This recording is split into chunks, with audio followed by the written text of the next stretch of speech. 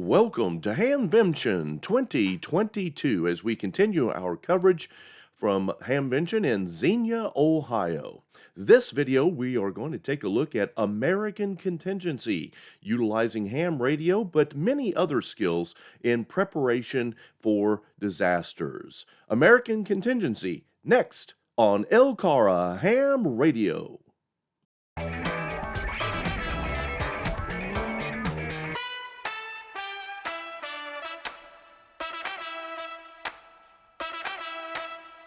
Alrighty, we're here at the booth with American Contingency, and we're with Chris. What's the call sign, Chris? KE8PTW. KE8PTW? Kilo Echo 8 Papa Tango Whiskey. That's a cool sign. Thank and you. where are you guys out of?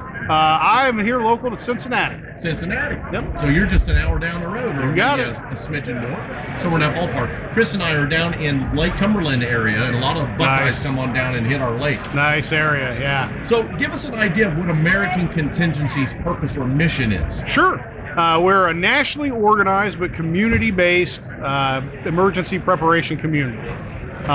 So the goal of American Contingency is basically to create a network for people to find people within their own local community that we can have as contacts for when things aren't great.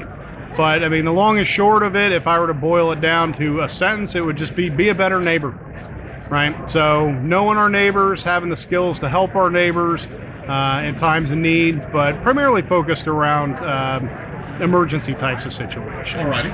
I've read a series of books by Angry American. And, Okay.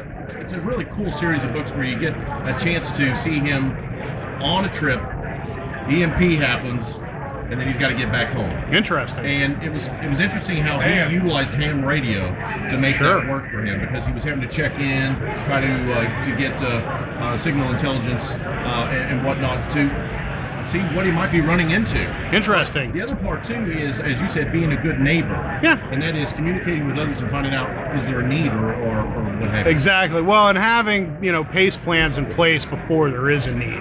So, we organize at the local community level, but then that sort of boils up to the state level, regional level, and national level. Okay. So in larger emergencies, we've got PACE plans and band plans to get local communities connected up to state level to across the region. If, let's say, when Ike came through, God, what was that, 10, 12 years ago or whatever, it hit a large swath of the country. It hit it hard. And for some of our audience that may not know what PACE is, can you help us with that? Oh, absolutely. It's sort of an older military term for primary, alternate, contingency, and emergency. So basically your basic layers of preparedness.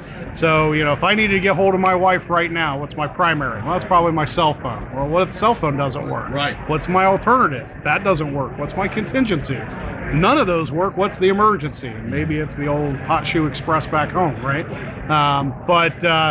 We try to serve as a resource to help people formulate their own plans and help them make plans in their community for exactly that. Okay. The power goes out, the water goes out, there was a tornado, people's homes are damaged, there's trees down in the street. Oftentimes, unfortunately, lately we've seen the response times from our local and federal authorities has been lacking or slow. Where, by being in communication with one another, knowing people in our communities, we can be there rapidly. And then we also help try and build the skills to make us a resource when we are there. And HAMRadio is a great one of those alternatives for communication. And it's not all just about HAMRadio. There's a medical aspect to this as well. Exactly. So let me pan over to Miss Amy. Miss Amy, kind of give us an idea of how you look at this.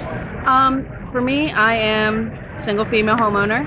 My neighborhood is edging towards less safe.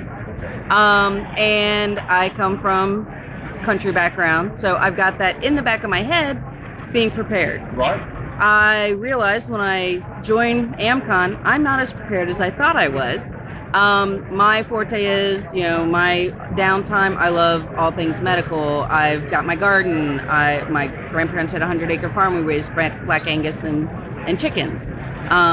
So, I've got sort of that knowledge, but not as much of the hands-on. And getting in this community, it made me realize I need to beef up my security. My brother, we work as a team. We're both part of the group. I'm more he can take care of the security, I can take care of the medical, and we both collectively can take care of the food, and he can fix things, and then we have our parents from there. But it's nice to reach out and get that larger group, have that support. I will say I am one of the few females in our group, and we would love to get more females of that mind in the group. Right. But any little thing you can provide to help the group as a whole.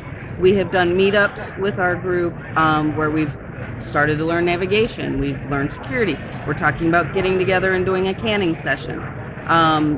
Just those kinds of things to make things better. As a whole, AmCon has also started a family security and a family angle to it.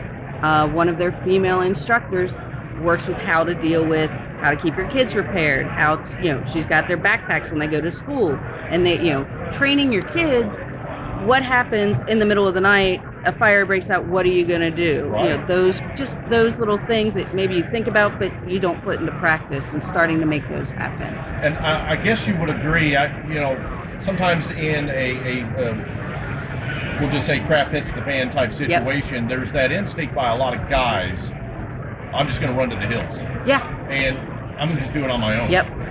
I can't tell you how bad that kind of advice Exactly. is. As much as you don't want to depend on other people, you don't have all the skill sets that you're going to need. Exactly. And that's where that team, a trusted team that you can work with and you can plan ahead with, definitely benefit you. Definitely. And one of the things we've been doing in our team for Cincinnati is knowing generally where everyone is. So I work downtown. I live just outside of downtown. So if something happens and I'm downtown, how am I going to get where I need to go, knowing all your different routes? And then who's going to meet me there? Who can I get in touch with? Who can meet me? And then from there, we reach out to our next place. If we need to, or are we going to hunker down at my house? If my brother is nearby, he can get to me. Together, we can hunker down at my place. We can barricade ourselves there until it's safe to move forward. And then throughout the team, people are placed everywhere else. Okay, so if we need to go south, we can reach out to this person. If we need to go north, we can reach out to this person. And then my brother's got his own sets of friends. I've got, people that I know. Right. If we need to get out of state, we've got those connections as well. So. All righty. Well, Chris and Amy with the American Contingency, thank you both for giving us a little bit of your time today. Thank you. Pleasure. Thank you.